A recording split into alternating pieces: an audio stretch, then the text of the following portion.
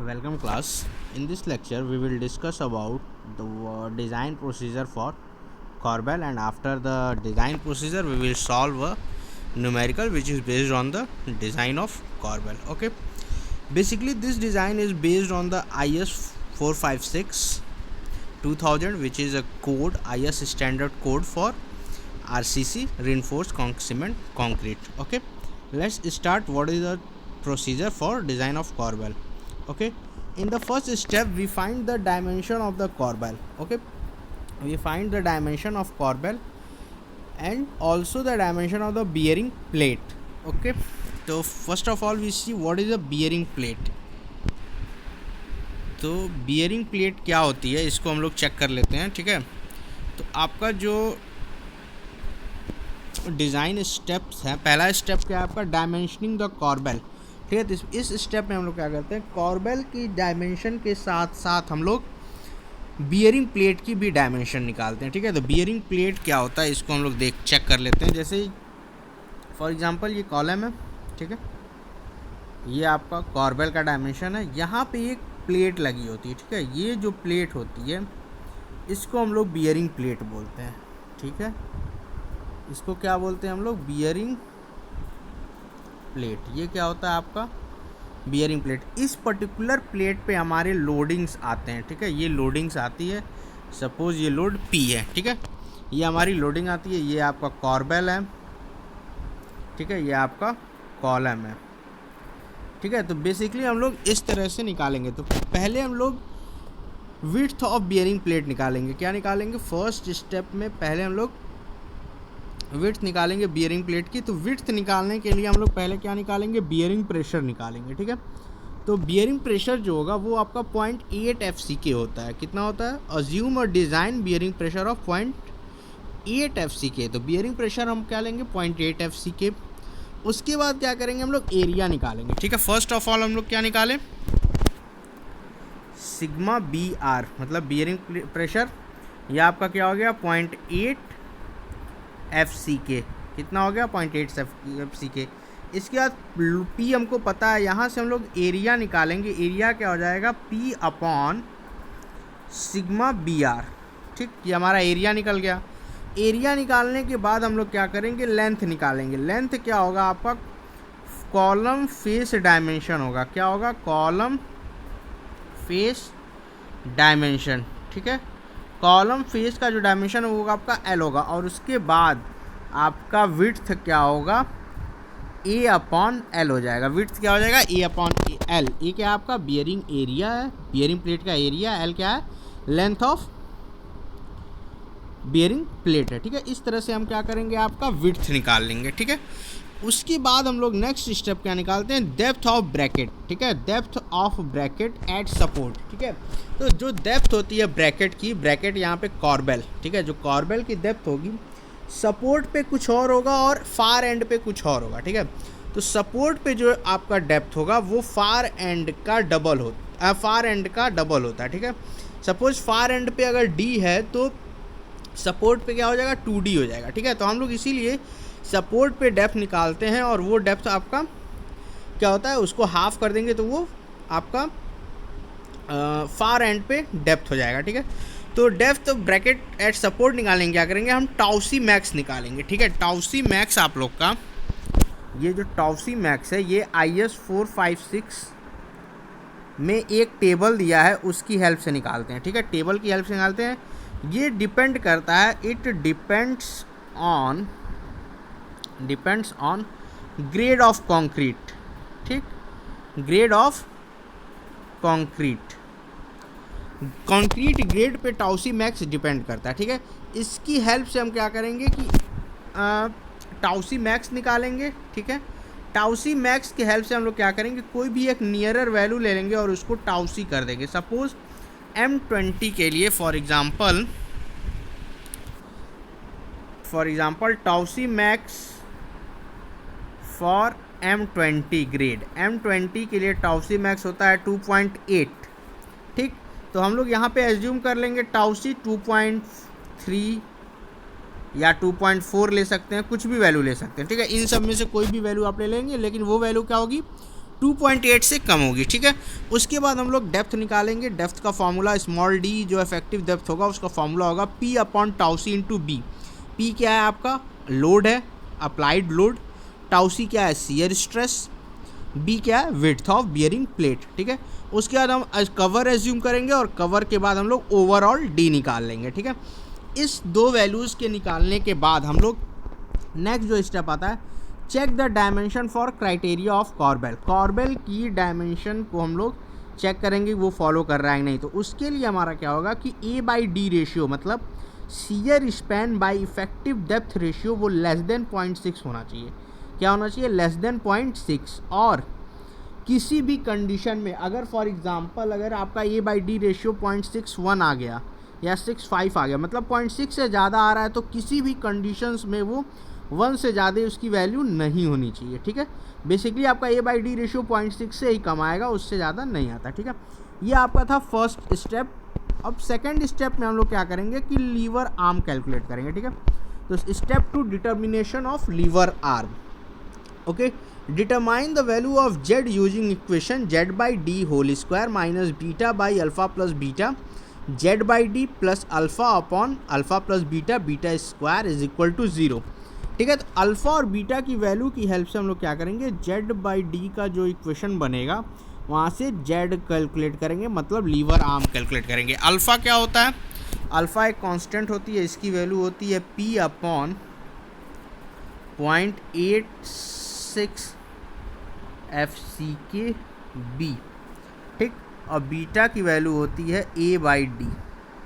ये आपकी अल्फ़ा और बीटा की वैल्यूज़ हैं, ठीक है। FCK क्या है characteristic strength of grade of concrete, B क्या है width of bearing plate, A क्या है शियर स्पैन, D क्या है आपका effective depth of corbel. Okay, Z/D निकालने के बाद हम यहाँ से क्या करेंगे Z की लीवर आर्म की वैल्यू फाइंड कर लेंगे। उसके बाद हम लोग depth of compression zone find करते हैं जिसको हम लोग X से डिनोट करते हैं। X क्या होता है 2.38 D माइनस Z, ठीक है।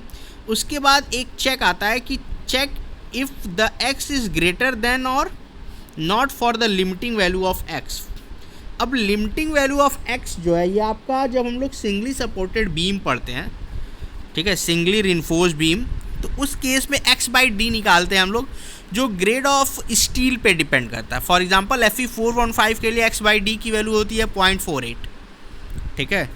फॉर एग्जांपल Fe415 के लिए X/D की वैल्यू होती है 0.48। तो यहाँ से हम लोग X की वैल्यू निकालेंगे। तो ये आपका क्या होगा लिमिटिंग वैल्यू ऑफ X, ठीक है। ये क्या आपका लिमिटिंग वैल्यू ऑफ X। यहाँ से हम लोग कैलकुलेटेड को चेक करेंगे कि जो हमारी कैलकुलेटेड X आ रही है वो आपका लिमिटिंग वैल्यू से बड़ी होनी चाहिए। क्या होनी चाहिए बड़ी होनी चाहिए। नेक्स्ट स्टेप आता है स्टेप 3 आपका कैलकुलेशन ऑफ फोर्सेस, ठीक है। तो इसमें हम लोग टेंसाइल फोर्स कैलकुलेट करते हैं पर्टिकुलर स्टील में। तो उसकी वैल्यू होती है Ft is equal to PA/Z।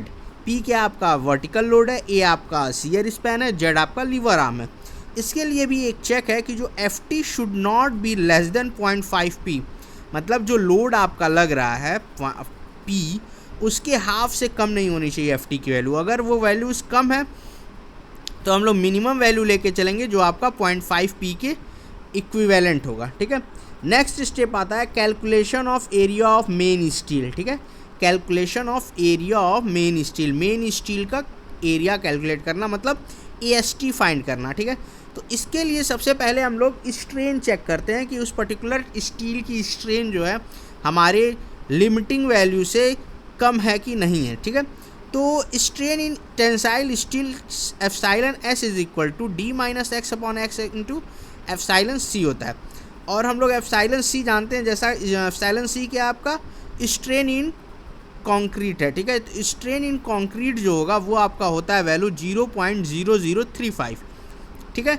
यहाँ इन दोनों की हेल्प से हम लोग एप्सिलॉन S निकालेंगे और वो एप्सिलॉन S जो होगा आपका 0.87 Fy अपॉन ES प्लस 0.002 से कम होना चाहिए, ठीक है। तो आपका यहाँ पे Fy क्या है, ये आपका टेंसाइल स्ट्रेस इन स्टील है, ठीक है। क्या है tensile stress in steel.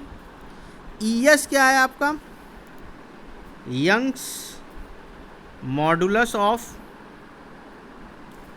Elasticity in steel, ठीक है, स्टील की यंग मॉडुलस ऑफ इलास्टिसिटी है, ठीक है। ये चेक करने के बाद हम लोग एरिया AST निकालेंगे, जो फॉर्मूला होता है FT अपॉन 0.87 FY, ठीक है। AST का फॉर्मूला क्या होता है, FT upon 0.87 FY। Next step आपका आता है check for minimum and maximum percentage of steel, ठीक है। जो हम AST कैलकुलेट किए हैं उसको हम लोग क्या करेंगे, चेक करेंगे कि वो हमारा मिनिमम क्राइटेरिया और मैक्सिमम क्राइटेरिया को फॉलो कर रहा है कि नहीं फॉलो कर रहा है, ठीक है। तो AST should not be greater than 1.3%, ठीक है, and not less than 0.4% of BD। मतलब AST जो है जो वो आपका 1.3% से क्रॉस सेक्शन एरिया से बड़ा नहीं होना चाहिए और 0.4% ऑफ क्रॉस सेक्शन से कम नहीं होना चाहिए। मतलब जो AST होगा वो आपका 0.4% से लेके 1.3% के बीच में लाई करना चाहिए, ठीक है। Next, if it exceed the maximum allowed, मतलब जो AST आप कैलकुलेट कर रहे हैं वो 1.3% से ज़्यादा हो गया तो क्या करेंगे, तो इंक्रीज द डेप्थ। हम लोग क्या करेंगे, डेप्थ इंक्रीज करेंगे और उसको रीडिज़ाइन करेंगे। उसको क्या करेंगे, हम रीडिज़ाइन करेंगे। और इसके बाद AST चेक करने के बाद हम लोग एक सूटेबल डाया प्रोवाइड करेंगे बार्स की। उसके बाद नंबर ऑफ बार्स निकालेंगे और स्पेसिंग निकालेंगे, ठीक है। नंबर ऑफ बार्स निकालेंगे और स्पेसिंग निकालेंगे। उसके बाद 6th स्टेप आता है area of shear steel. Step 6 क्या है आपका, एरिया ऑफ शियर स्टील। तो ASV should be at least 1/2 of the area of main steel, ठीक है। जो एरिया ऑफ शियर स्टील होगा वो क्या होगा, हाफ ऑफ मेन स्टील होगा। जो मेन एरिया हम लोग फाइंड कर रहे हैं उसका हाफ कर लेंगे तो वो आपका क्या हो जाएगा, एरिया ऑफ शियर स्टील, ठीक है। इसके बाद हम लोग क्या करेंगे, provide suitable dia and find the number of bars and spacing, ठीक है। नंबर ऑफ बार्स निकालने के लिए एक बार मैं बता दे रहा हूँ। नंबर ऑफ बार्स का फॉर्मूला होता है number of bars is equal to,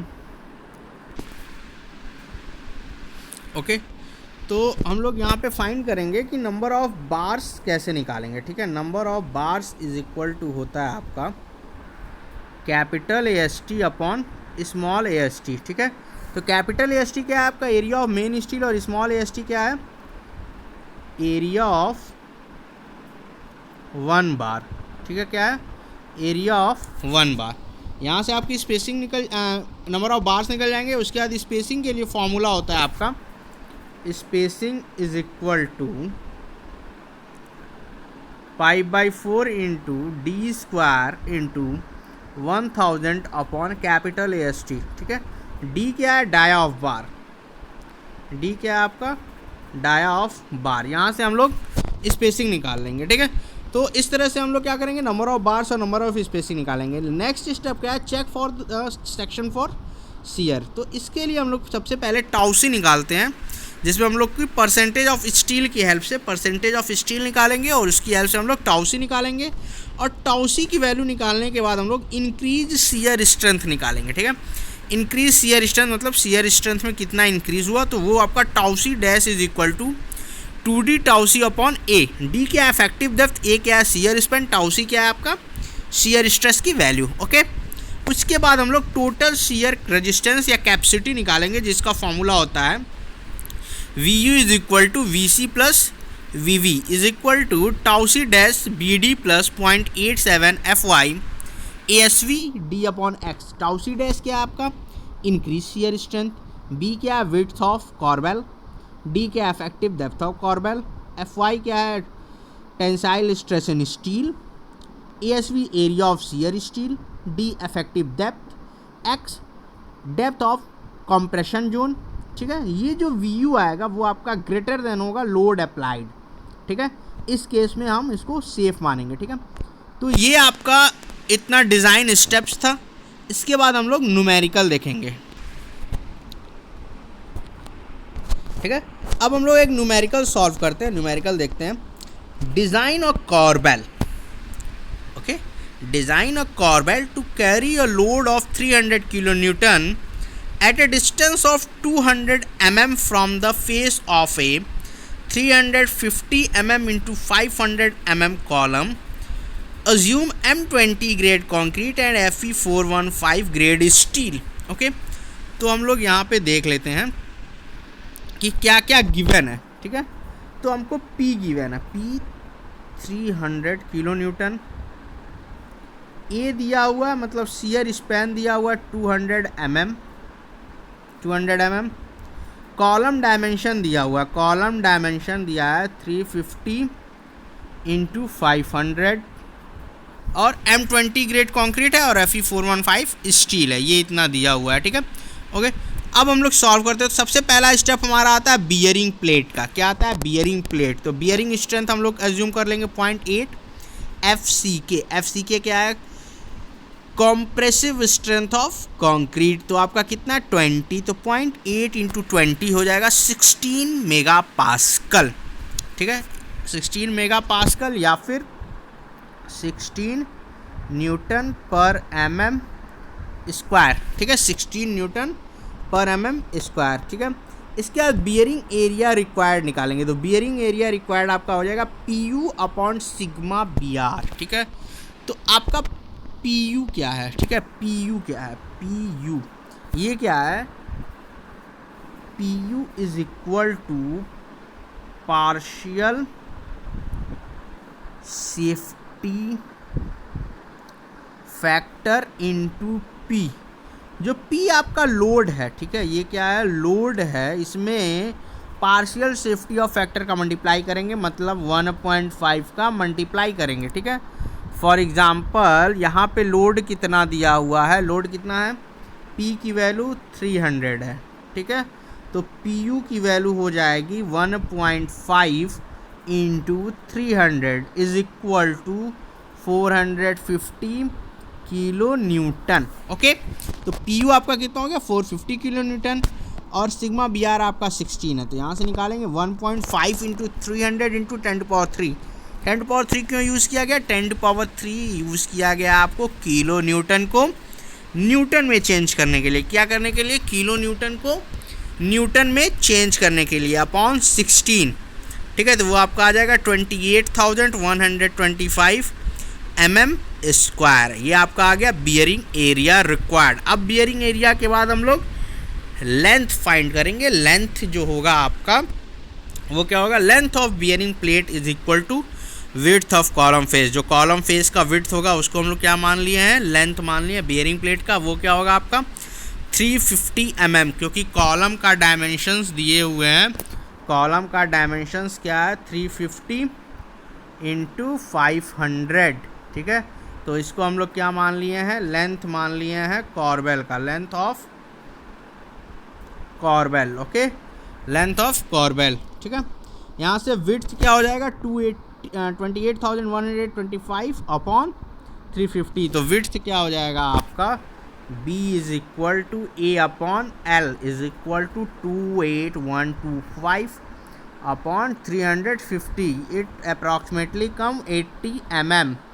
ठीक है, तो इसको हम लोग अप्रॉक्सीमेटली 100 mm मान लेंगे। कितना मान लेंगे? 100 mm। क्या मान लेंगे? 100 mm। तो विड्थ हमारा क्या हो गया? 100 mm। तो adopt a bearing plate of size 100 mm into 350 mm। कितना मान लिए? 150 इंटू 350। ओके, नेक्स्ट स्टेप आता है depth of corbel at the support निकालने के लिए। तो वहाँ पे हम लोगों ने क्या किया था कि आपको IS 456 की हेल्प से टाउसी मैक्स निकालना है। क्या निकालना है? टाउसी मैक्स। तो M20 के लिए टाउसी मैक्स क्या होता है? 2.8। ठीक है, इसको हम लोग क्या एज्यूम कर लिए हैं? फिर 2.3 MPa। वहाँ से हम लोग इफेक्टिव डेप्थ निकालेंगे। तो इफेक्टिव डेप्थ क्या आएगा? 1.5 into 300 into 10⁻³ upon 350 into 2.3। It's approximate come 560 mm। तो यहाँ से हम लोग इसको 600 mm अडॉप्ट कर लिए हैं और फिर क्लियर कवर देके ओवरऑल डेप्थ कितना हो गया? 650। तो 50 आपका क्या है? ये आपका है कवर। ठीक है, ये D क्या हो गया? Overall depth. ओवरऑल डेप्थ है। ठीक है, कैपिटल D क्या है आपका? ओवरऑल डेप्थ है। ठीक है, depth of corbel at the face, मतलब फेस पे क्या हो गया? मतलब फार्दर एंड, फार्दर एंड मतलब आपको हम समझा देते हैं, जैसे ये है, ठीक है। तो ये आपका सपोर्ट है, यहाँ पे ये क्या एट सपोर्ट है, ठीक है। तो यहाँ पे आपका कितना आया है 650, तो इस पे क्या होगा d/2 हो जाएगा, तो ये आपका 325 mm हो जाएगा। अब समझ में आ गया, ये फेस बोला जाता है इसको और ये बोला जाता है सपोर्ट, ठीक है, सपोर्ट एंड ये फेस एंड, ओके। तो यहाँ पे depth of corbel at face क्या हो जाएगा d/2 = 325 mm।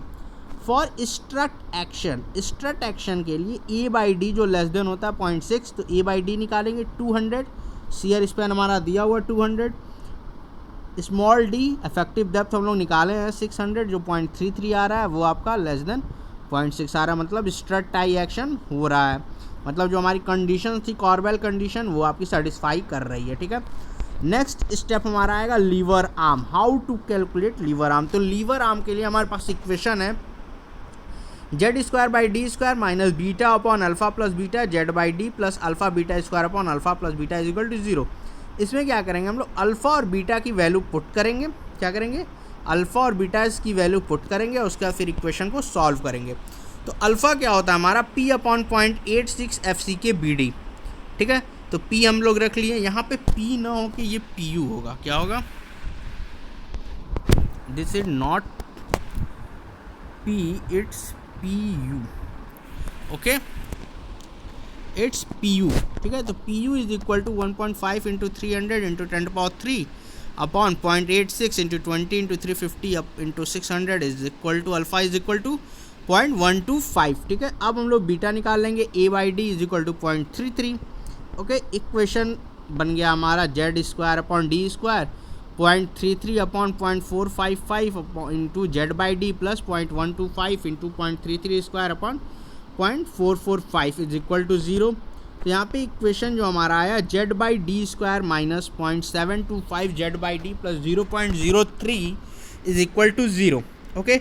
तो z/d इज इक्वल टू आ गया 0.68, ठीक है। तो यहाँ से d हमको पता है, इस इफेक्टिव डेप्थ क्या है 600 mm, तो हम लोग को z पता चल जाएगा, वो आ गया 408 mm।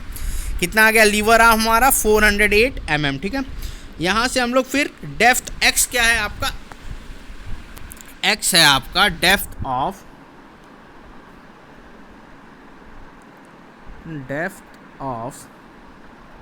Compression zone, depth of compression zone, ठीक है।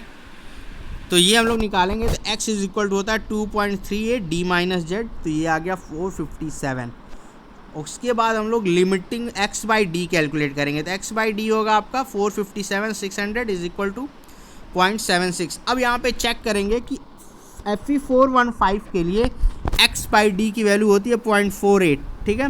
तो वो जो x/d कैलकुलेटेड है वो आपका लिमिटिंग वैल्यू से ज़्यादा आ रही है, तो हमारा कंडीशन क्या है सेटिस्फाई हो जाएगा, ठीक है। हमारी जो चेक था वो सेटिस्फाई है। उसके बाद हम लोग क्या करेंगे फोर्स कैलकुलेट करेंगे, क्या करेंगे फोर्स कैलकुलेट करेंगे। फोर्स क्या है हमारा Ft is equal to PA/Z, ठीक है। तो P आपका ये है, ये 450 आपका आएगा 1.5 × 300, ठीक है। यहाँ से आएगा 450, ओके। तो यहाँ से हम लोग Ft कैलकुलेट करेंगे 221 किलो न्यूटन, ठीक है। और 0.5 P कितना आ रहा है 225 किलोमीटर। तो हमारा जो चेक था वो क्या था कि Ft should not be less than 0.5 P, ठीक है। 0.5 P से Ft कम नहीं होना चाहिए, लेकिन यहाँ पे 221 आ रहा है और ये आपका 225 आ रहा है, तो Ft कम है, तो हम लोग क्या करेंगे Ft is equal to 0.5 P assume कर लेंगे, ठीक है। तो Ft क्या हो गया हमारा 225 किलो न्यूटन। उसके बाद हम लोग स्ट्रेन इन टेंसाइल स्टील निकालेंगे, जिसका फॉर्मूला होता है d minus x upon x epsilon c, ठीक है। तो ये आपका आ जाएगा 600 माइनस 457 अपॉन 457 इंटू 0.0035, इसकी वैल्यू आ जाएगी 0.011। उसके बाद हम लोग कैलकुलेट करेंगे 0.87 Fy अपॉन ES प्लस 0.002, ठीक है। इसकी वैल्यू आपकी आएगी 0.039 के अप्रॉक्स, ठीक है। तो यहाँ से आपका जो हमारा कैलकुलेटेड वैल्यू था वो आपका कम है as compare to limiting value, ठीक है। अब इसके बाद हम लोग AST निकालेंगे। तो AST का फॉर्मूला होता है FT अपॉन 0.87 FY, ठीक है। तो 225 इंटू 10³ अपॉन 0.87 इंटू 415 AST आ गया आपका 623 mm², ठीक है। अब इसके बाद हम लोग AST चेक करेंगे। क्या करेंगे? चेक करेंगे कि मिनिमम जो स्टील है 0.4% क्राइटेरिया फॉलो कर रहा है कि नहीं कर रहा है, ठीक है। तो चेक फॉर मिनिमम इस, तो परसेंटेज ऑफ स्टील का फॉर्मूला होता है AST अपॉन BD इंटू 100। तो 623 अपॉन 350 इंटू 600 इक्वल टू 100। तो यहाँ पे AST जो कैलकुलेटेड आ रहा है हम लोग का 0.296 आ रहा है, और हमारा मिनिमम AST क्या होता है? 0.4% होता है, ठीक है। कितना होता है? 0.4%। तो हम लोग 0.4% AST फॉलो करेंगे। तो AST is equal to 0.4% of BD। तो 0.4 upon 100 into 350 into 600 is equal to 840 mm²। AST क्या हो गया? 840 mm² हो गया, ठीक है। अब यहाँ पे हम लोग 16 mm डाया बार्स प्रोवाइड करेंगे, तो नंबर ऑफ बार्स हो जाएगा 840। तो नंबर ऑफ बार्स का फॉर्मूला जैसे मैंने बताया था, number of bars is equal to capital AST upon AST, ठीक है। तो कैपिटल AST आपका हो गया 840, स्मॉल AST हो गया π/4 16²। तो यहाँ से हमारा नंबर ऑफ बार्स कितना आ गया? 4 बार्स, ओके। स्पेसिंग निकाल लेंगे π/4 इंटू 16² अपॉन 840 इंटू 1000, तो यह आपका 239.35 mm हो गया। तो 250 एज्यूम करके centre to centre distance provide करेंगे। तो स्पेसिंग आप लोग की आ गई 250 mm सेंटर टू सेंटर, ठीक है। तो provide 16 mm dia bars at the rate of 250 mm centre to centre distance. ये स्टेटमेंट आप लोग यहाँ पे लिखेंगे, ठीक है। क्या लिखेंगे आप यहाँ पे? Provide 16 mm dia bars at the rate 250 mm centre to centre distance. After spacing आप लोग ये स्टेटमेंट लिखेंगे, provide 16 mm dia bars at the rate 250 mm centre to centre distance. उसके बाद नेक्स्ट स्टेप आता है हमारा एरिया ऑफ शियर स्टील, ठीक है। क्या आता है? Area of shear steel. तो एरिया ऑफ शियर स्टील हमारा क्या होता है? हाफ ऑफ AST होता है। तो हाफ ऑफ AST क्या हो गया? 0.5 इंटू 840। तो ASV is equal to 420 mm², ठीक है। इसमें हम लोग 12 mm डाया प्रोवाइड करेंगे, 12 mm डाया बार प्रोवाइड करेंगे। तो number of bars is equal to हो जाएगा 420 upon π/4 into 12², okay. 420 upon π/4 into 12² 3.71। तो मतलब ओवरऑल 4 बार्स हम लोग लेंगे, ठीक है। स्पेसिंग हो जाएगी आपकी π/4 इंटू 12² इंटू 1000 और 420, तो 269.27। तो यहाँ पे स्पेसिंग हम लोग लेंगे 270 mm centre to centre distance. यहाँ पे फिर हम लोग लिखेंगे provide 12 mm dia bars at the rate 270 mm centre to centre distance, okay. तो हम लोग क्या लेंगे? ये लेंगे, ठीक है। क्या करेंगे? Provide 12 mm dia bars at the rate 270 mm centre to centre distance, ठीक है। स्पेसिंग निकालने के बाद ये आप इक्वेशन लिख स्टेटमेंट लिखेंगे, provide 12 mm dia bars at the rate 270 mm centre to centre distance. उसके बाद आता है नेक्स्ट जो स्टेप हमारा शियर कैपेसिटी ऑफ सेक्शन निकालने का, मतलब कितना शियर वो अज्यूम कर लेगा। तो हम लोग सबसे पहले इसमें निकालेंगे परसेंटेज ऑफ स्टील, ठीक है। तो M for M20 and percentage of steel. तो जैसा कि हम आगे पीछे क्वेश्चन में सॉल्व किए हैं, जो परसेंटेज ऑफ स्टील हमारा 0.4% है, ठीक है। तो परसेंटेज ऑफ स्टील और टाउसी निकालने के लिए इन वैल्यूज़ की हेल्प लेंगे हम लोग। IS 456 में 456 पेज नंबर 73 पे है आपका टेबल। उसमें हम लोग इंटरपोलेशन की हेल्प से, किसकी हेल्प से? इंटरपोलेशन की हेल्प से हम लोग टाउसी की वैल्यू निकालेंगे, ठीक है। तो tau c is equal to 0.43 newton per mm² आएगा, ठीक है। इंटरपोलेट कर लेंगे हम वैल्यू, वो आ जाएगी 0.43 न्यूटन पर mm²। उसके बाद हम लोग इंक्रीज शियर स्ट्रेंथ निकालेंगे, जो होगा आपका tau c dash is equal to 2D tau c upon A। तो 2 into 600 into 0.43 upon 200, tau c dash is equal to 2.58 newton per mm², मतलब ये इतना शियर स्ट्रेंथ इंक्रीज हो सकता है, ठीक है, इतनी शियर स्ट्रेंथ इंक्रीज हो सकती है। इसके बाद हम लोग टोटल शियर रेजिस्टेंस निकालेंगे। टोटल शियर रेजिस्टेंस क्या हो गया, V is equal to V C plus V V tau C dash B D plus 0.87 F Y S V D by X. तो 2.58 into 350 into 600 plus 0.87 plus 41 into 1415 into 420 into 600 upon 457।